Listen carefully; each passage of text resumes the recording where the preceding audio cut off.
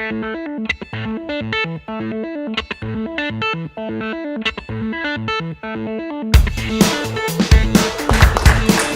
to thank Zach and Becca. Becca is the person that reached out to me and said, hey, we had this lunch series on entrepreneurship, about to have to speak. Would you be interested? I'm like, absolutely, why not?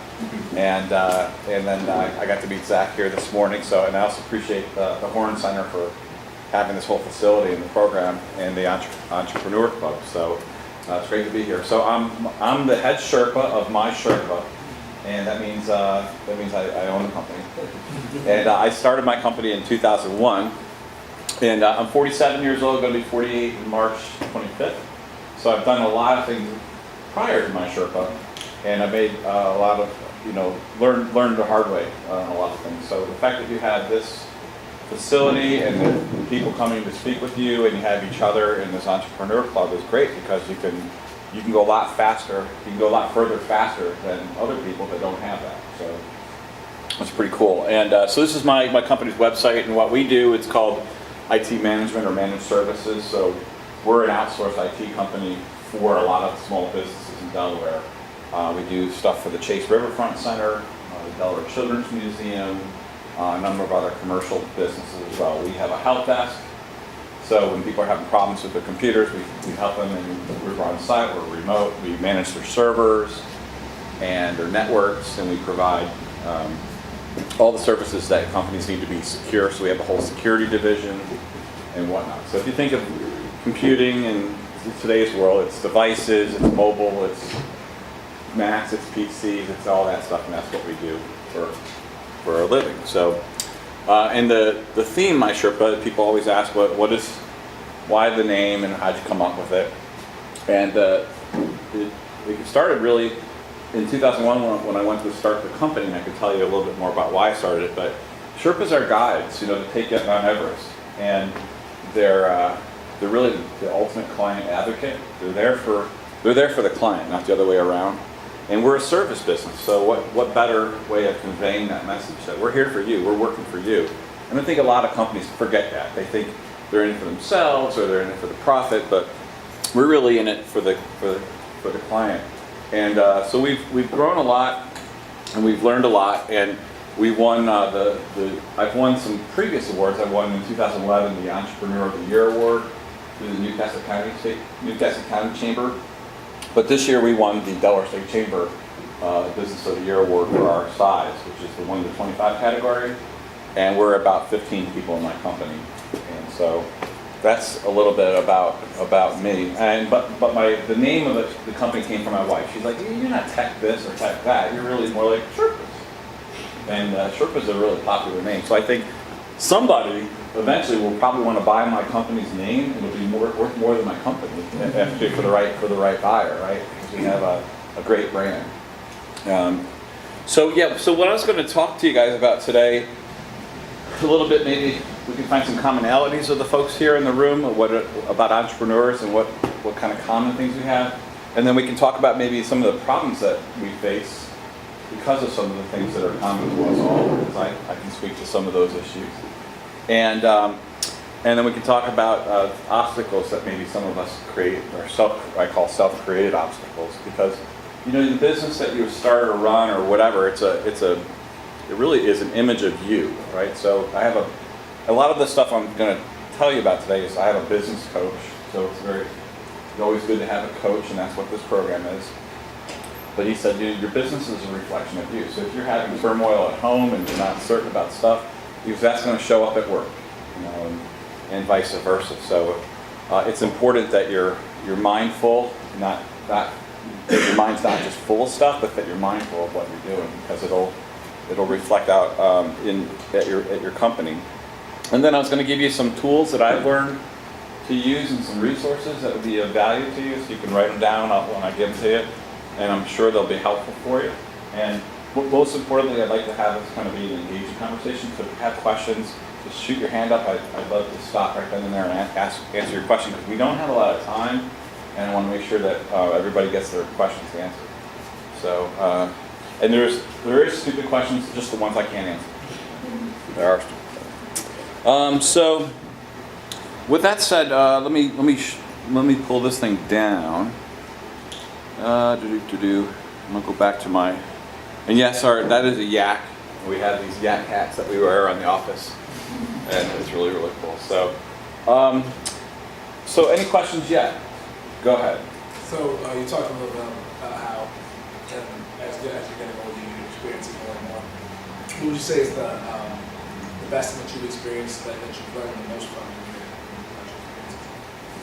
your Yeah, I think that the best thing I've learned really is, and it's still something I'm learning right now, but you know, when you're an entrepreneur, you end up tending to think that you just do it, right? You do more and more, and when you're young, there's no limit to what you can do. But in reality, what ends up happening is there is a limit, and you hit a wall.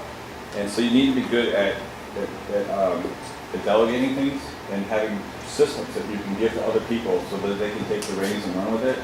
Because you can't be the best at it for everything, because you won't be able to grow. You won't grow out of your own way. So yeah, you may have an idea as an entrepreneur, but the way that idea gets taken care of is a team of people that you trust and you can delegate and have a way of communicating and working with one another to get the end result. And so one of the mistakes I've made multiple times is not getting past myself.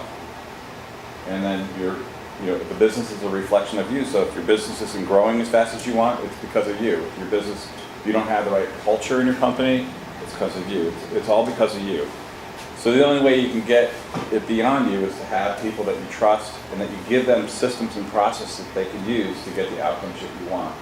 And what I've learned is if you do a good job of that, and you have the right people, that they'll actually get better results than you could do for yourself. And that's the key message, right?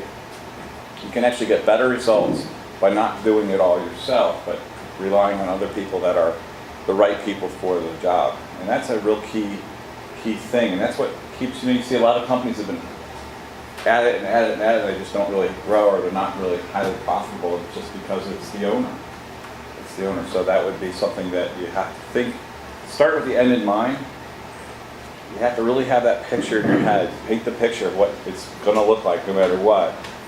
And then take the time to figure out how to put things in place so that you can realize that picture and celebrate the little wins along the way, and don't really worry about the things that set you back. Is that helpful? Any other questions? Oh, okay. I was wondering what you do differently than, say, 7-1 and how their growth has affected your business. Yeah, so 7-1 we're in a different part of the IT space. So they build tools for monitoring large networks, like Comcast uses them, I think, for monitoring their networks. What we do, we actually use tools like that to monitor our clients' networks. So we would be a customer of theirs per se. We use a different set of tools. Theirs is more for scale for the enterprise, and the tools we use is more for small business. But I think the message is that, sometimes in business, as an entrepreneur, you think, I think I've done it all, right? I don't think my sales are going to go up. I've sold to everybody. There's nobody else out there that's going to buy my stuff. You think you're kind of tapped out. And then you see someone go vroom and zooming by it at 100 miles an hour. You go, holy, wait a minute, what am I thinking? There's a lot of opportunity. And I think that's the biggest thing Sub1 shows. There's so much opportunity. I mean, they're in a really crowded space. There's probably 100 other companies that do what they do, but not the same way. But if you look at that and say, well, it's a crowded market, how am I going to compete? How am I going to make money? Why wouldn't they just use that company? That's not going to work, right? They are really doing some things great around their product and their culture and what they're selling to their customers that are making them, they're blowing up in a great way. Yeah, so for me, it's just, I always look for things that are encouraging like that, like, hey, it's out there, you can do it, And if you don't look, if you're not watching, you're going to see people go zooming right by. That's how the world works. So it's kind of cool. Go ahead. You mentioned that you had a business coach. How did you go about finding it? That's a good question. So so one of my secrets to my success, and I was saying that earlier to Becca and Zach, is that I try to meet as many people as possible, try to remember their names. But I do that because in business, right, you can make money at anything in business. And this is one of the things that people forget, right? They're like, I have this great idea, and we're going to make all this money, or whatever it is, right? But there's a billion great ideas, and yes, you can make money probably at every single one of them, but not every one of them is suitable or the best way of making money, right? Like I was thinking of, I have an idea of a store that I want to open that deals with orthotics for people's feet, and I'm like, I could make a ton of money at this. It'd be really cool. I could help a lot of people not be in pain when they're walking. I'm like, well, wait a minute. Do I want to be like handling people's feet all day? Honestly, I'm asking myself, is that really what I want to do? Teach people how to put ink on people's feet and see how they walk? And I'm like, no, that's not exciting to me. I'm not passionate about that. I mean, the money sounds good and the concept of helping people sounds good, but I don't want to be touching people's feet. So that's a good lesson. Like, you have to kind of think it through, right? And yeah, you can make money at anything, but is that really what you're passionate about? So in my business, we're passionate about networking and systems and all that, but I'm not passionate about phones. I could really care less about phones. They're important, and there's markets for them, like IP phones that sit on people's desks. So what I've done is I've partnered with a company that does them really, really well. That's all that they're passionate about, phones. They don't want to do computers, they don't want to do networking, they want to do phones. So when I get a new client and they need phone help, I bring my partner in, and they take care of the phones, and I get a little piece of the action. But more importantly, it's not the money; it's the fact that I know it'll get done right, and the customer will be happy, and that's one less thing I got to worry about. So going back and tying it all together is I like to find people that are good at what they do, or can help me find someone that is good at what they do, so that when I come across an opportunity, then I have someone to refer them to. A good example would be last week. I'm in a little networking group. It's myself and two other guys that I know. And one guy is a super sales guy that he just spun out of a company that kind of imploded. Another guy is very entrepreneurial, and he's creating these other companies. But we have once a month we go to Iron Hill, we have a couple beers, we talk, and he's like, oh, I got a lead for you. It's 500 mailboxes for posted exchange. And I'm thinking to myself, God, that's not really what we do. I mean, it is. We do that as part of our service, but I don't go after 500 mailboxes. He goes, well, isn't that great? I'm like, well, it is great, but let me think about that, and let me talk to my staff. So I talk to my staff, and my staff's like, hey, it's not really in our wheelhouse. And then I'm thinking, well, what do we do about that? I'm like, well, wait a minute. Remember that company we went out and visited in San Diego 5 years ago, and we were going to do this program with them? They'd be perfect for that opportunity. And it turns out that the client has a major office in San Diego. So I went back to my referrer source, my buddy. I said, hey, I can help you, but it's not my company that would do it. I have a better fit for you of someone in San Diego that this is their bread and butter. This is what they do all day long. They can do this with their eyes closed. So would that be okay? And he's like, yeah, that'd be great. So I brought the two parties together. That's what I did on Monday. And then they had their second meeting on Wednesday. And we should hear something back next week. And it's 2 phone calls and a meeting, and and then I kind of negotiated my little piece out of that. And it's not the money so much as the fact that I was able to take that referral that I got from my person in my lead group and help point him in the right direction. We're now his client, and this client's asking his help because he trusts this guy. So that's how the world works. That's a really key lesson, is to find people that are better doing things than you are, because I can tell you right now, we would screw that 500 mailboxes up. We just don't know all the things there are to know. It's a big unknown. And we have a small company. I only have 15 people. So if we screw it up and I got about 2 people on it and do it twice, I've lost tons and tons of money. So hopefully that answered that question. So what are some commonalities that we have as entrepreneurs?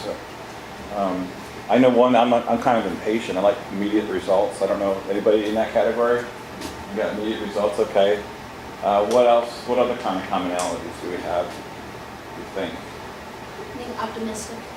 Real optimistic, right? Sure, right? We're going to make $1 million. This is great, right? What could go wrong? Right? So how about optimistic? Everybody pretty optimistic about their ideas, right? How about the ideas themselves? Everybody think they've got a pretty original idea? For the most part? Okay. It's not true though. What's that? You think it is, but it's not really. Somebody's usually not. Possibly, right? So I've gone through that loop a couple times, Trying to think what else. Probably, go ahead. Don't like to take corrections. Don't like, and why is that? Because we want to lead and manage and do it on our own. Right. And but what are some of the problems in leading and managing as an entrepreneur? Do entrepreneurs have problems doing that sometimes, leading and managing? Yeah. And why is that? Like what about us makes it difficult Yeah. about our person? Maybe that we think we can do it on our own, or we're overconfident and we don't want to hand it off to other people because we'd rather do it ourselves. There you go. And that ties into what I said earlier. So, and Zach, you had your hand up? Yeah, just that being an entrepreneur and being a manager are like completely different skill sets. They are. So, and that's something to consider. You can be a serial entrepreneur and get the hang of starting businesses and booting them up and then selling them. That would be the whole point, right? You start it, boot it up, and you sell it. Or you could be the type of entrepreneur that likes to create value and it's a place that you want to also work, right? So you start it, you boot it up, you work there, and then you hand off management to a management team, then you start something else, but you stay involved. So that's another thing you can consider as far as what with the end in mind, right? Because it's a completely different thing. If you're gonna, you could be the person that just starts it, boots it up, and sells it, and you could do most of that yourself with a small team of people. But if you want to scale it and make it something bigger than yourself and have employees and all that good stuff, you have to get out of the way because you're definitely going to slow it down if you try to do it yourself. You just can't. And why would you want to anyways? It's too much work. It's way too much work. So, yeah, so I think some commonalities that I put down, like a lot of high idea productivity, right? Like I've got millions and millions of ideas, and it just fills my head up, right? And you only need one. You really only need one good idea, and if you try to work on too many good ideas at once, what happens? You can't allocate the time. You end up with nothing. So that's the key, is to really find your passion. And like I said, you may have 5 great ideas, but pick the one that you're most passionate about, that also has the best business model, and best viability for the end result that you're seeking. And talk to other people about it. And I've had great ideas, but when I talk to my friends, they're like, "Dude, you're stupid. That's never going to work." What do you mean it's never going to work? Well, here's why. Here's 3 reasons. And you're like, "Oh, I didn't think about that." So it's always good to talk those things over. You can do that with coaches here. You can do that with SCORE. SCORE program. Is anybody familiar with that in Delaware? SCORE is a program run by the state of Delaware, and they have business advisors, people, executives that are retired, that want to help people with their business, so they can give you good advice. I mean, a lot of entrepreneurs don't want advice because they don't want to be told, they don't want to be challenged or told they're wrong. We're told that it's maybe not such a great idea, maybe you should go back to the drawing board. But in reality, that's really what you want to know, because you learn so much as you get older, and you want people to have that other perspective. There's a lot of stuff you just can't possibly know or see because you just don't have the experience in it, and that other people can bring that perspective to the table. So I highly recommend that. So SCORE is another great resource in addition to here. So I guess some of the problems that we all face, I think one of the things is that ideas by themselves, I think, have really little value unless it's like an Apple type of a company, which is few and far between. So an idea itself, I don't think it's all that valuable. It's how well that idea is executed and its vision is projected, and how well you get to take that idea to fruition is the real value. So I wouldn't hold on to ideas as much as I mean, I know people that are they have 1,000,001 ideas, and they talk about how awesome it's going to be, and I listen to them, but I know nothing's going to come of it, because it's easy to get a good idea. It's really hard to make that good idea have traction and stick to the road and get you someplace. So I don't know if that resonates with anybody. Does everybody here have a really good idea for their business? Okay.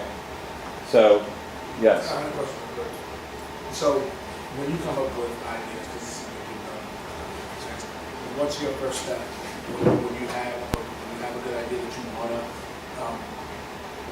act upon? What's the first step that you take? So I have a tool here to show you. This is a free tool that you guys can all download. I think it's for PC and Mac.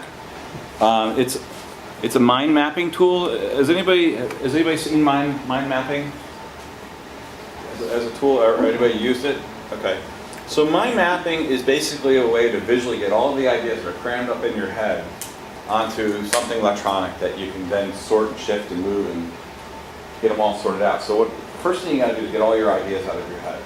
So what's really kind of cool about mind mapping is, let's say you have your big idea one, right? And then you can start inserting subtopics like, it's gonna bring a new markets, and then you could say the new markets maybe be healthcare because of HIPAA. All right, and then maybe another new market could be manufacturing. And you can go around and so on and so forth, and you have all your big ideas, and you just start mapping it out. And then what you can do goes, well, you know what, actually that's healthcare is actually going to be here. And you could take that idea, should be able to drag it, I'm not sure. Let's see here. So I'll do it a different way. So you take the healthcare and you put it over here. And this will help you arrange your ideas. And then this will export into like an outline as well. So go ahead. I just want to thank you because I've already done this, but I had to do it manually. Ah. I didn't know that there was such a program. Yeah, so this is called XMind.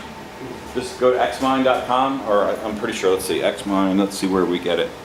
It's free, it's fully functional, there's no malware in it.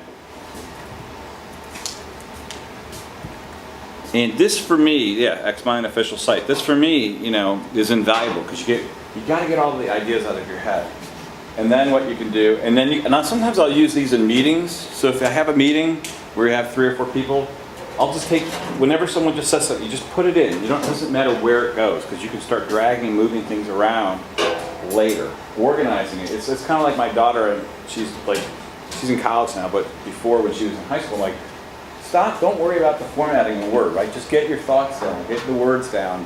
We can because she'd sit there and get a pretty header and a pretty bit. I'm like, oh my God, just write it all out and we can format it later, right? You'll spend 3 hours trying to get the format and you'll have no content. It's the same thing with this, right? Get the content here, and then you can zoom it all around, and you can put pictures in here, and you can send emails to this thing. So if you get an email, you can say send it to this, and the email goes into the chart. It's kind of like Evernote. The difference between this and Evernote, that this is very unstructured, and it allows you to just brainstorm and get all your ideas out. So I highly recommend that, and it's a great tool. Once you have this, the goal is you don't use this actually for planning. You use this for brainstorming, getting all your ideas out.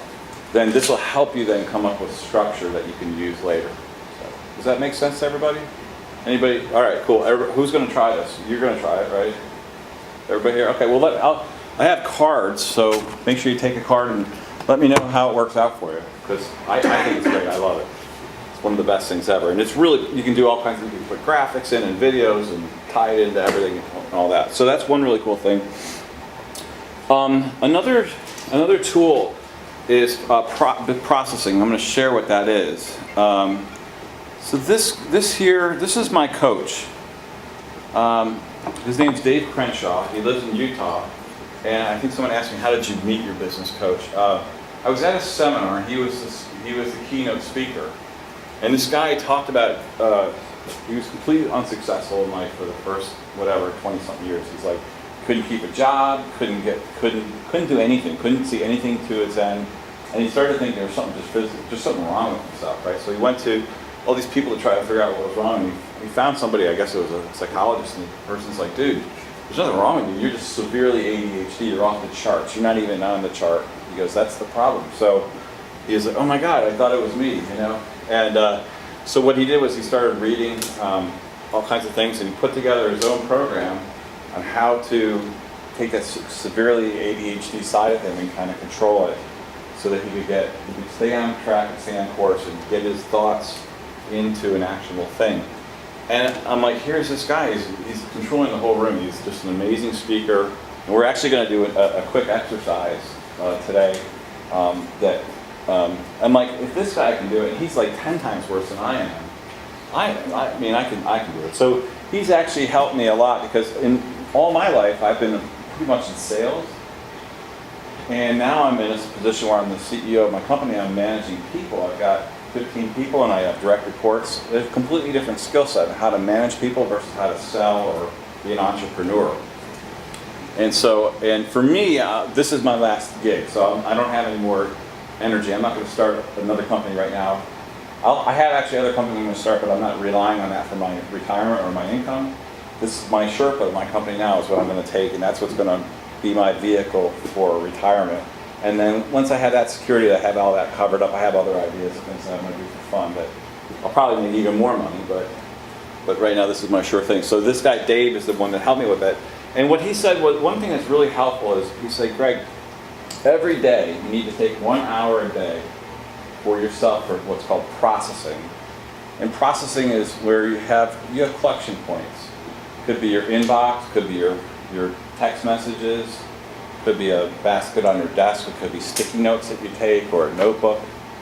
And you want to, in short, you want to keep your number of collection points down to less than 5 or less. But once a day, you want to get one of those collection points down to 0. So my goal each week is each day I process for an hour, and maybe that hour is to take my inbox and get it down to empty. Or get my email, my Outlook inbox down to 0 messages. Or whatever it is. But that gives you the time to determine that the things that are in there are what, when, and where. What is it? When does it do? Where does it live? Because it can't live in your head.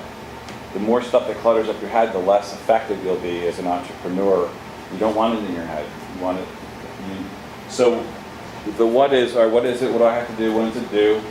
If it's something that take 5 minutes or less, I just do it right there on the spot. If it takes longer than, it's going to take longer than 5 minutes, then it should either find its home, could be maybe on my calendar. I put it out 2 weeks and put a little block of time on the calendar. Or it could be a task that I keep in my task list, in one centralized task list that I process as well. But this is a real helpful thing, because what will happen is if you do this once a day, you'll find that you'll get to the critical things that have to get done, that maybe you don't want to do, but you have to do them in order. And the stuff that's going to hold you back, so I call it the consequential few things. Make sure you do the consequential few things versus the inconsequential many. There's a lot of inconsequential things that you could be doing that aren't going to further your career or your idea or your business. And that's really, really key, and that's discipline. And you're accountable to yourself. You have to be self-accountable, and you have to have the discipline. So it's not an easy thing, and so by practicing it, doing it every day, taking an hour, keep your head clear and sort things out, it's so valuable, because when you have to delegate something to another person, it'll be crystal clear in your mind what it is that you want. And it won't be cluttered with the other 50 things, and you'll have a nice clean message that you're providing that person, which is really, really key. So, which another thing that Dave, so another great resource is this Dave Crenshaw. He's davecrenshaw.com. He just goes by Dave, not David. And he's got, if you go to YouTube, he's got a whole channel, and everything he does is for the entrepreneur and the small business. So subscribe to Dave, so you can get Dave's coaching for free. I pay $2,000 a month, but you can get his coaching for free just by watching his YouTube. Sign up, you get the video of the week. It's really, really handy, so you might want to write that down, davecrenshaw.com.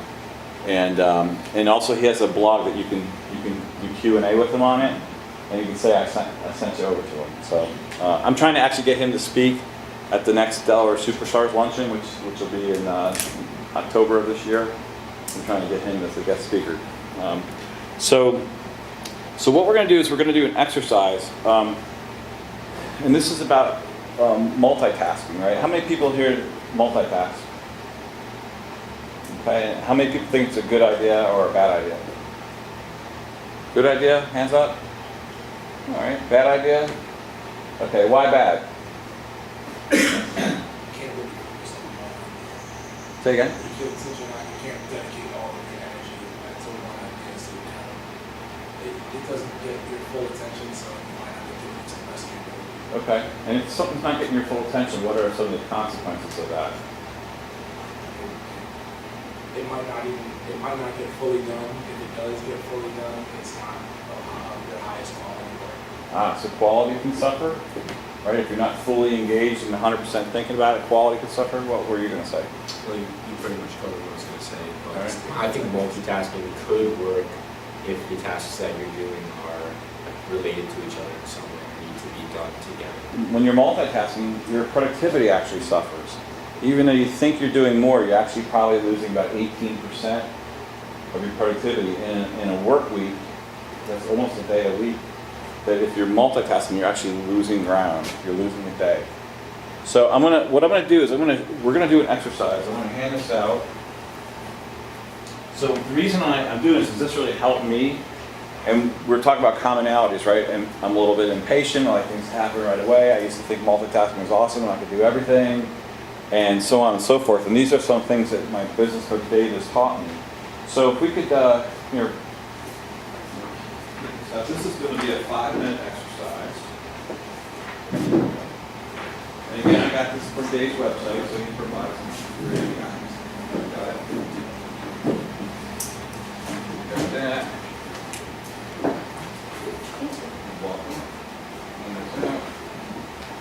Want to do that and do one? Welcome to here. That. Okay, did everybody get one? Okay, so this is pretty simple. I'm gonna start the video. He's gonna give you the instructions of how to do this. There we go. And then we're going to share our results with each other. So let me get the video up here and make sure everybody can hear it. Well, we're going to crank this sucker way up. Hope I don't blow up the speakers.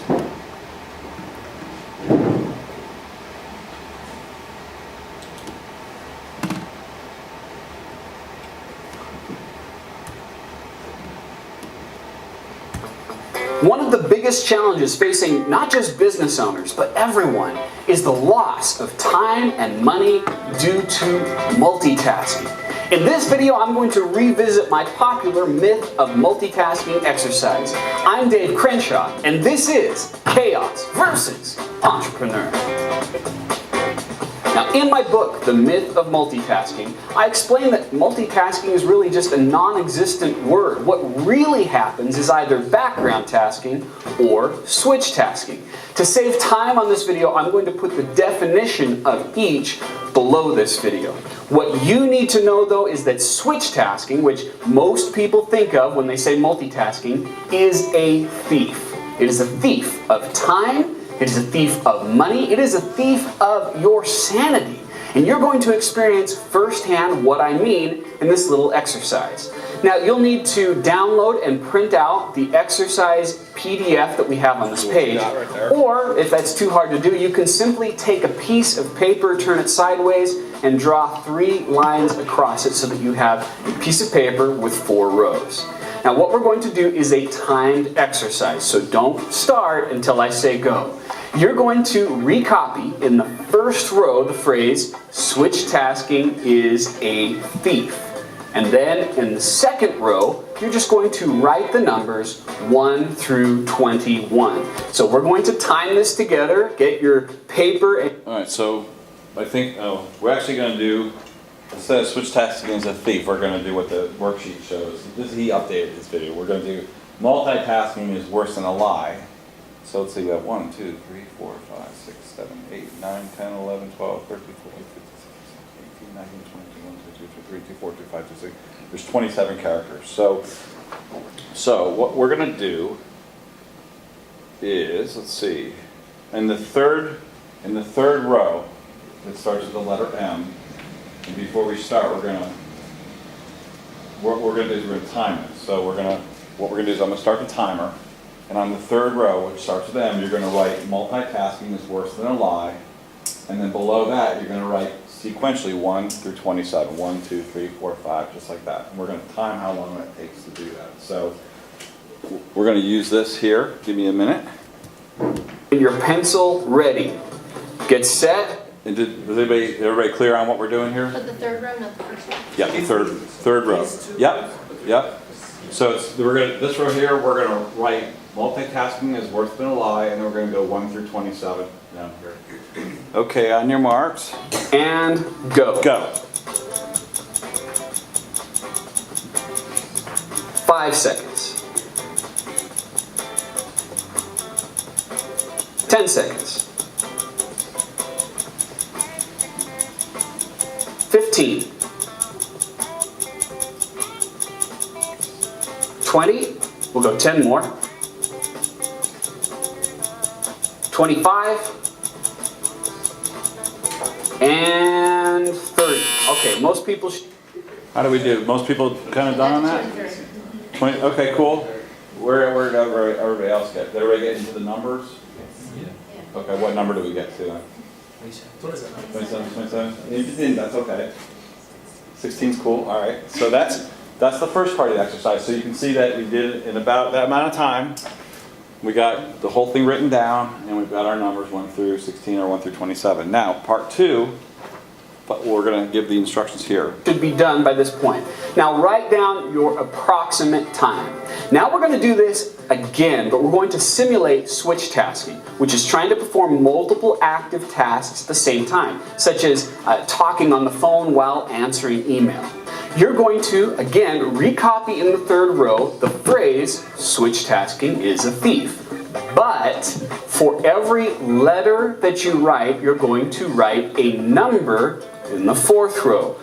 Okay, so let me clarify. So on the first row, where it says M, what you're going to do is you have the first and second row. So you're going to go S, or excuse me, we're doing the multitask. So you're going to go M and then 1, U and then 2, L and then 3. So we're going between the 2 rows. We're switch tasking between the rows. So we're going to go one letter at a time, one numeral at a time. Is everybody clear on that? Okay.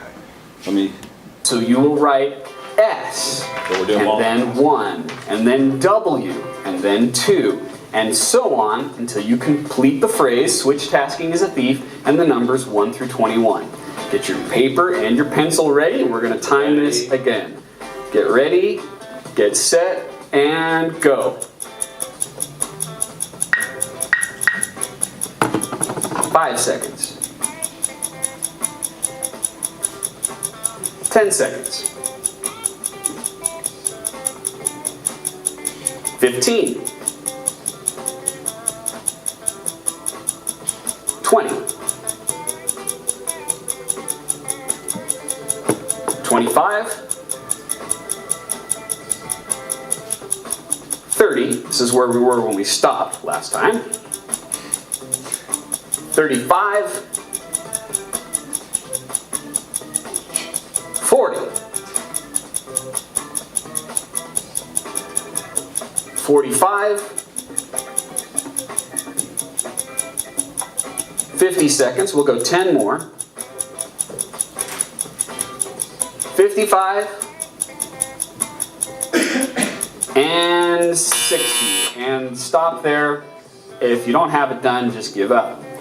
You've experienced the 3 effects of switch tasking. Number 1, the amount of time it takes to complete things increases. In some of your cases, up to twice as long as the first time.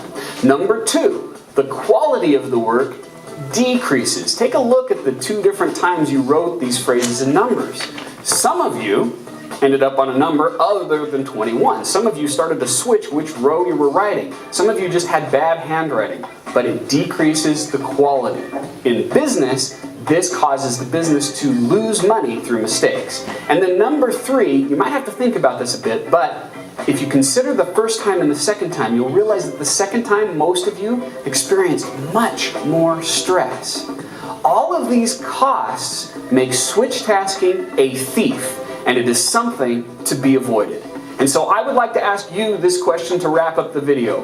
What's one thing you're going to do today to make sure that you focus while you're working on your tasks rather than switch tasking? Please comment below. And also, if you've got a question you'd like me to answer in a future edition of Chaos versus Entrepreneur, please ask that below as well. Thanks for watching, and stay focused. All right. So I think you guys maybe get a... One of the biggest challenges facing not just business owners, but everyone. So that's you can see why I hired him as my business coach, right? Because that was me. And when you see how much time it robs you of and stress, right? And that's the thing, right? As an entrepreneur, the thing to remember is you only have one thing, it's your time. And it's a very limited quantity. So anything you can use to conserve your time is really valuable. And so this is one of my takeaways that I got from him. And he's been really helpful with other, but I mean, it's kind of simple stuff. It's blocking and tackling, nothing too extreme. But for a person like me, entrepreneur, this is invaluable because I get some of my time back. I'm not as crazy, and it lets me get my thoughts all together with my processing, and it helps me better manage people because I'm not all over the board. People, when you're managing other people, they want a nice, steady, even-keeled manager that's not all over the board. So. You also mentioned background tasking. Is that when you have something else that's not as intensive going on in the background while you're doing something? Yeah, like maybe Because you that's do what I well thought listening to I would- music. That's thought of what I kind of mostly do, but I always thought of that as multitasking as opposed to what they call switch acting, because I never do anything like what like the example you gave, talking on the phone while doing something else that was like that's something I rarely if ever do, and it always does stress me out. So I don't. So it's usually the other thing, listening to music in the background. That's right. Is that also another good thing that you mentioned? No, it uses a different part of your brain. Okay. So some things that, maybe if you have music on, that's okay, right? That's not, your brain's processing it in parallel, it's not jumping back and forth. But a really good example is, has anybody here been like talking to somebody and all of a sudden their phone blinks and they go, oh, hold on a second, we just see who that was, oh, right? That's switch tasking. And it's what it tells the person that you're talking to is that they're not as important as that message that came in. So even little things like that, that really reduces the quality of your conversation you're having with that person. They don't think you feel they're as important. So even little things like just keeping your phone when you're talking to somebody, and even if it's ringing, just say sorry about that and just silence it. So they have your full undivided attention. You're not multitasking with other people. And that's a killer. If that's one thing you can just keep in mind when you're working with other people is, go ahead. I have an example also just that I've noticed here at school. A lot of my friends, they'll go to the library to get their work done, and they'll look on Facebook and just leave it there and then start reading. And it'll take them 3 hours to do something that should take 20 minutes. And they're like, wow, this is taking me forever, and stressing them out, and they're there all night. And it's really just because every 2 seconds they're hearing a bleep, and they just look up at their screen. Right. So this is a good time in your life to start practicing self-control and discipline and accountability to yourself. Because, if that person doesn't sound like they have a lot of discipline and they don't seem too self-accountable, right? Maybe the goal should be, hey, I'm going to get this homework done in 45 minutes. And maybe break things up into 45-minute chunks, It's not reasonable to think you could focus for 3 hours, but you could certainly focus for 40 minutes and get an assignment done and make that your goal. Same thing as an entrepreneur, right? So one of the things that I don't really particularly like doing is writing up position agreements or job descriptions for people, right? It's not really what I want to do, but if I'm going to hire somebody and spend the time and money, you got to give them a good job description. Otherwise, they don't know what they're supposed to do or how you're going to measure them or what their responsibilities are or what things they need to learn inside your company that are systems that they need to be, that you're going to review. They're accountable for those things. And if they don't know what they're supposed to be doing, then how are they going to make that thing better? And that's the goal, is really to hand off a chunk of what they need to do, define it, tell them what you want as far as outcomes, and they'll surprise you with even better outcomes than you could ever imagine if you give them that nicely packaged. So that's something that I've learned, or even just writing down a business system. A system would be, for example, my company, one system is payroll, right? Now, I don't do it, but we still don't have a document. It's on the list, but how do you do payroll every week, and what are the exceptions, and how do you handle overtime and vacations, and what if there's a holiday or whatever? How do you manage that? Because that person, ideally, you don't want that person in that job forever. You want them to grow out of that position and hire somebody beneath them so they become more valuable in your organization. Or when if they go, hey, I don't like working for you, I'm leaving, and they just up and leave, then what do?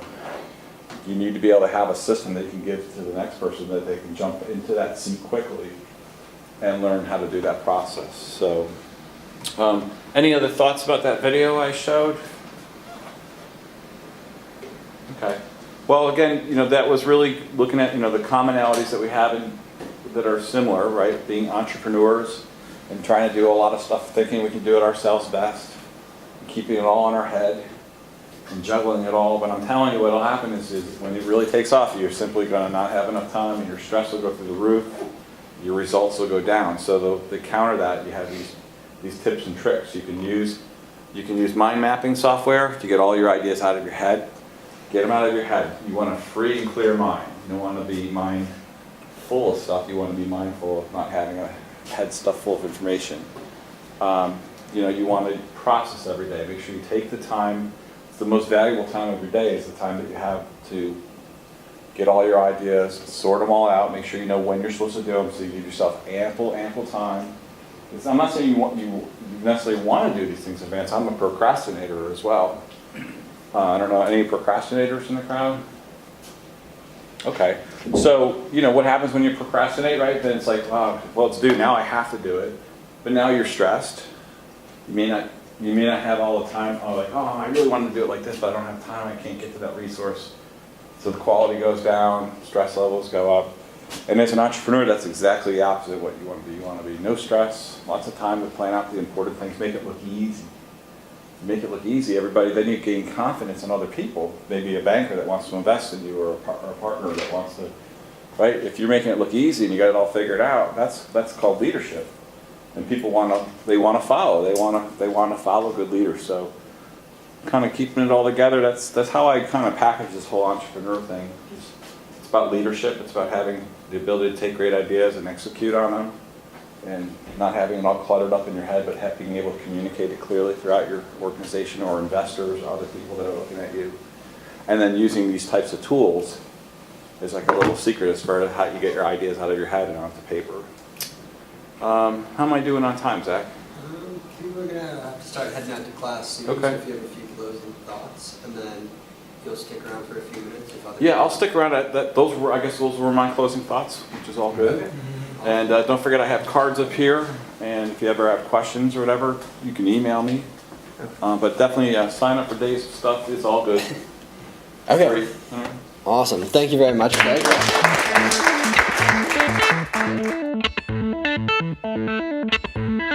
Thank you.